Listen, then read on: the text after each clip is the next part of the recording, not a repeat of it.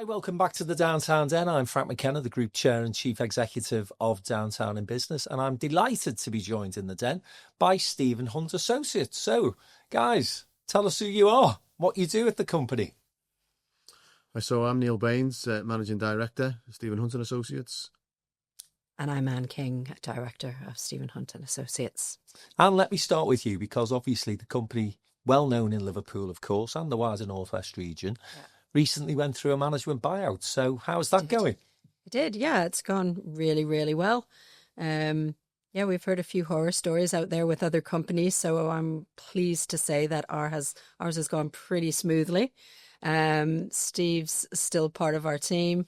Although he's not involved on a financial level anymore, he's still coming in as a management consultant a couple of days a week. He's got 35 years of information in that head of his, and we don't really want to lose that. So, and he's got a great reputation. He's got some great relationships, and, he's actually a great engineer. So, he would be a really big loss to us. So, yeah, we're happy to have kept him as part of the family. Just transitioning. That change. Yeah. And Neil, for those who don't know, tell us a bit more about what Stephen Hunt Associates do. Yeah, so we are building services consultants, so the phrase has changed these days to MEP, mechanical, electrical, plumbing designers. And the way we describe it to people from a simplistic point of view is it's pipes and wires. Anything that's connected by a pipe or a wire in a building, we design that, and we oversee the installation of it. We don't do the install ourselves. We're just consultants, do the design work, working for the end clients usually. And so give us a sort of flavour of the people that you work alongside. So we've got a really good track record of public sector clients. So our best sectors are healthcare and education, and we do really well locally. So if we look back over like 2, 5, 10 years, our best clients are generally University of Liverpool and the Liverpool University Hospital Foundation Trust. They're the people who we tend to get a lot of work off. But that extends out to other, particularly healthcare trusts across the Northwest. We've done lots of work at Salford, at Bolton, we're currently on site in Macclesfield. And, so we've got a really good, strong background public sector, which means that we can, then afford to maybe look out in the private sector a bit more as well now. In ways that we haven't previously done as much. We're starting to, because there's such a boom around housing and building new houses, and we know there's a need for that. And we've got ourselves on a framework which allows us to be involved in more housing schemes, and it's something that we're trying to make more of an imprint on and get more involved in. And as Neil said there, Anne, you're very much Northwest focused, seen as a Liverpool business. Is that the sort of target market for you, Liverpool, Manchester, Northwest, or do you go further afield? We do go further afield. The way we've kind of done it over the years under Steve's leadership is he's always sort of said we don't go any more than 2 hours, so on the motorway. I think sometimes when you're not local enough, it just costs more. You've got to spend more time in a car getting there versus somebody who's got a local office. You're not there to build the relationships. It's just, sometimes it's difficult. However, we do have clients that we've worked with locally, and then they've gone further afield, and because we've had that relationship with them and they've had that good experience with us, they've taken us with them. So we have gone as far as Germany. So, we've done a couple of Ugg boots. Yeah, it's a bit further than shops. 2 hours in a car. It's a bit further than that. We do a lot of stuff in London at the minute. And I guess technically, when the trains are running, you can get there within 2 hours. Yeah. But yeah, we will go further afield for the right clients. Yeah.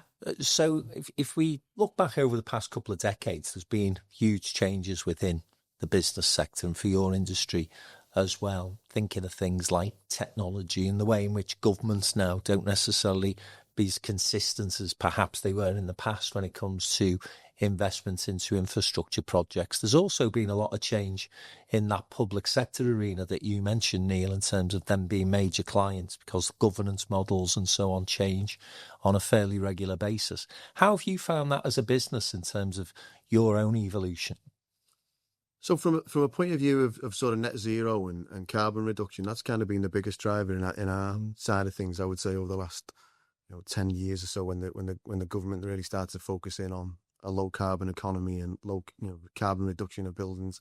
That's been a strength to us because it allows us to show our expertise in that sector, because that's what we know, that's what we understand. It's what we do. It's what we do, exactly. So and that the public sector have led on that. There's council schemes that we've worked on where they've insisted, we want all electric buildings. We don't want to use fossil fuels anymore. Hospitals, but they've got, the NHS have got a net zero plan. So some of the hospital schemes we're doing at Aintree, even in a small part of the hospital relatively to what they've got on a wider campus, they still want us to use low carbon heat sources and divorce away from their existing system. So that's been the biggest change, I would say, from our point of view, is the transition towards that, which is great for us, like I say. And I kind of take the stance of, like, whether you believe in climate change or not, why would you not use a technology that's harnessing natural resources and can save you money? So I think a perfect example with that would be the housing sector for us. For a long time, we didn't really do much in the housing sector because when you think about it, you design a 3-bedroom terrace house and then you just roll it out for the whole estate. So there's not actually a lot of work for us to do there. However, because now of all the new rules and regulations and the changes within government, we have to be brought in earlier. And things are changing quickly. We've gone from one change of building regulations to now there's a future homes and future building standard that's imminent and will drop in the next couple of years. So things are changing quite consistently. So Anne's right. In the past, they wouldn't have had to come to us because they just roll that blueprint out across a housing site or a block of apartments. But we're starting to see that we're getting involved early on these days to give them that advice on what they need to do to meet requirements for passing builder regulations or minimum EPC ratings and that kind of thing. And one of the great things about your business, you mentioned Steve, his reputation as being a sort of serial networker, always out and about. And you two have certainly taken up that mantle over the last couple of years. And you've been fairly ubiquitous all the time, really, haven't you?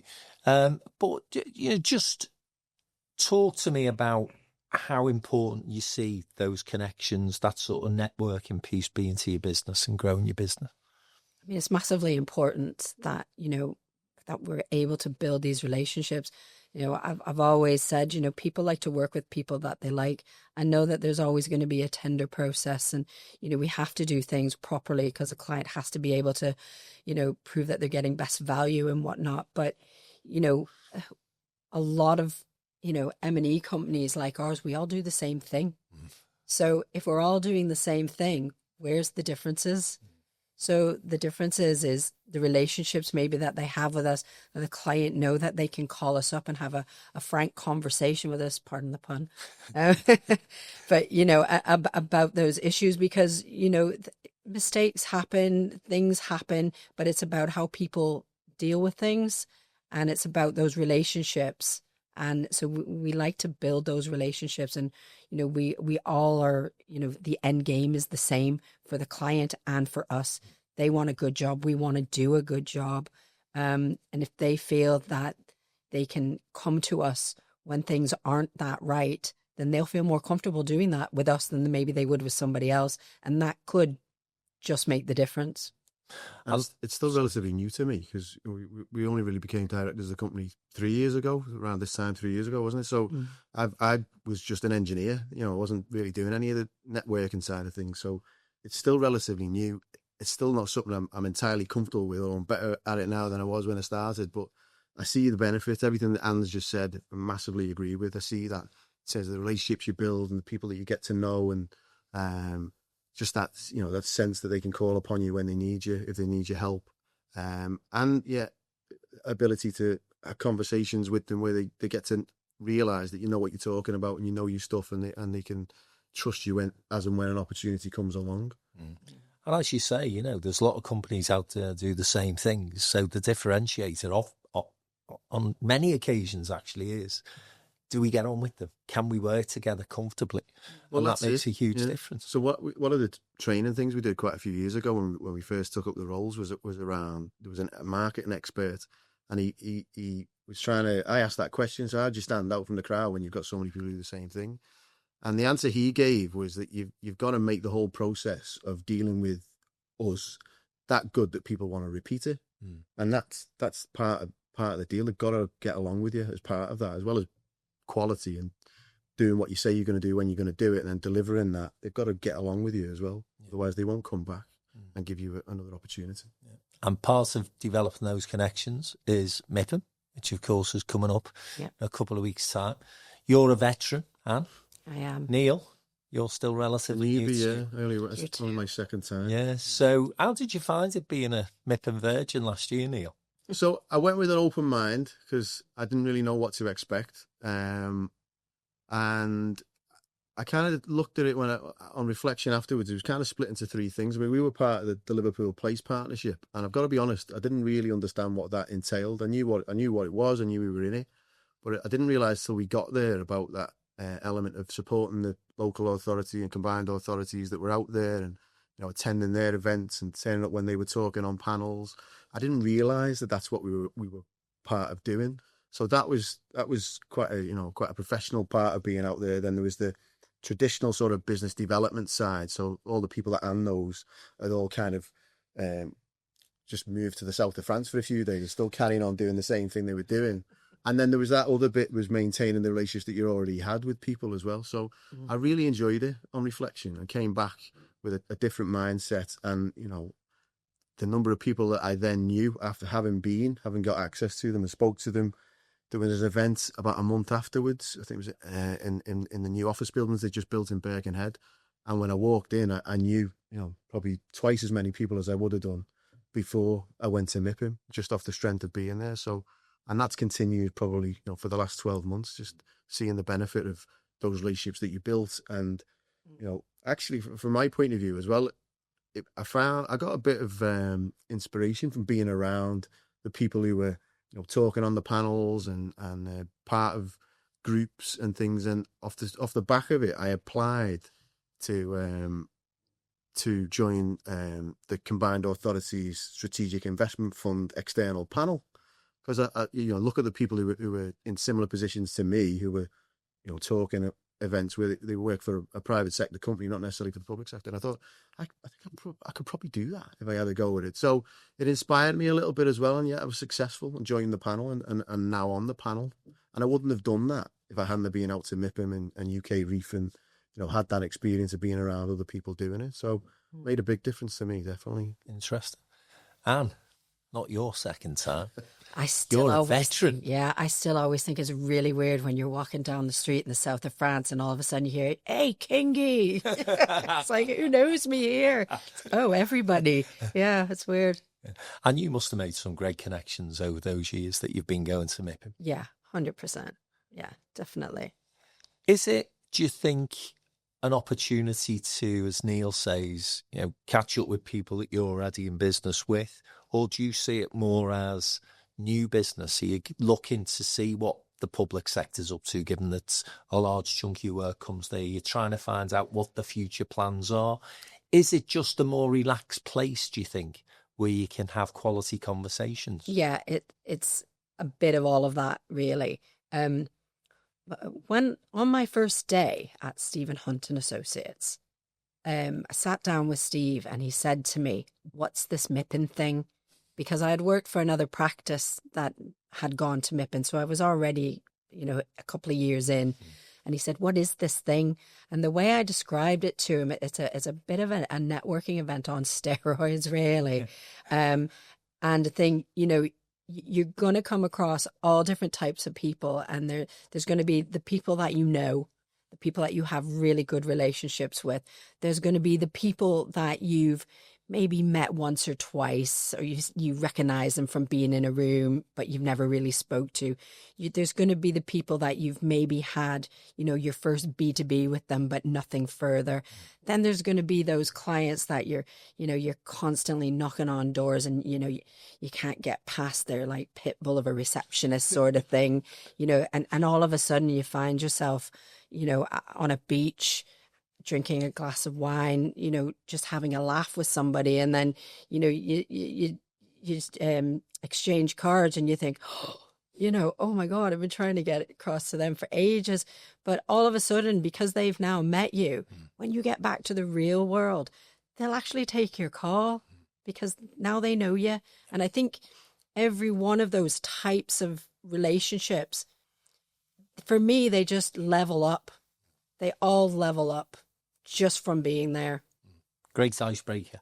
Yeah. Yeah, great icebreaker. Yeah. And just let me ask you finally, in terms of Stephen Hunt Associates, obviously it's still a relatively new journey for you guys as new directors with the management buyout and so on. But I suppose I'll split this question into two, really.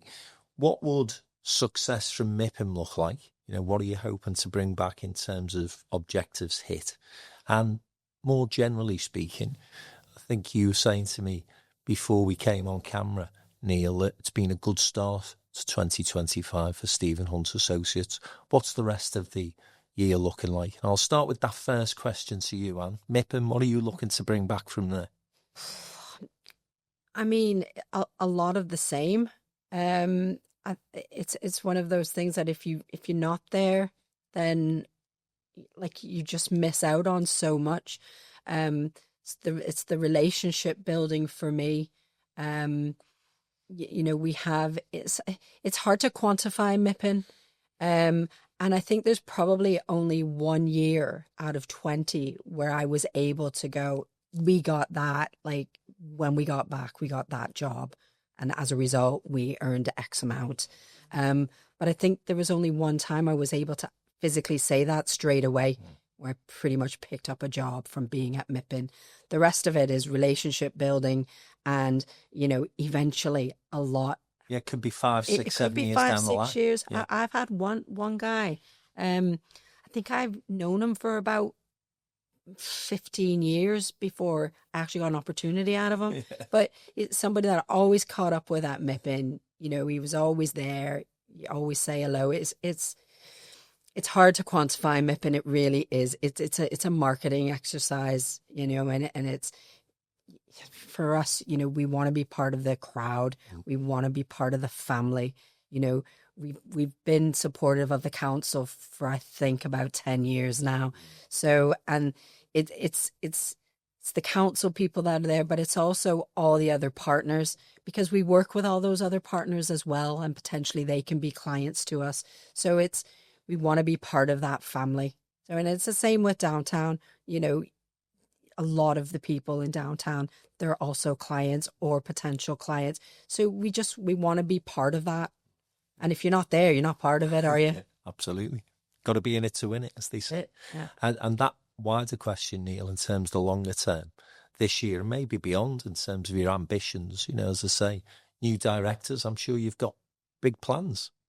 Yeah, we do, yeah. So, it's come from a background of, I just want to say, just a safe pair of hands, because Steve's done a really good job to start the business on his own and grow it to the level it was at before we got involved. So we're just after an extension of that, really, but being able to maybe be a bit more active in a marketing sense, and trying to make sure that we're guaranteed the number of inquiries we need every month to allow us to sort of look to grow and expand.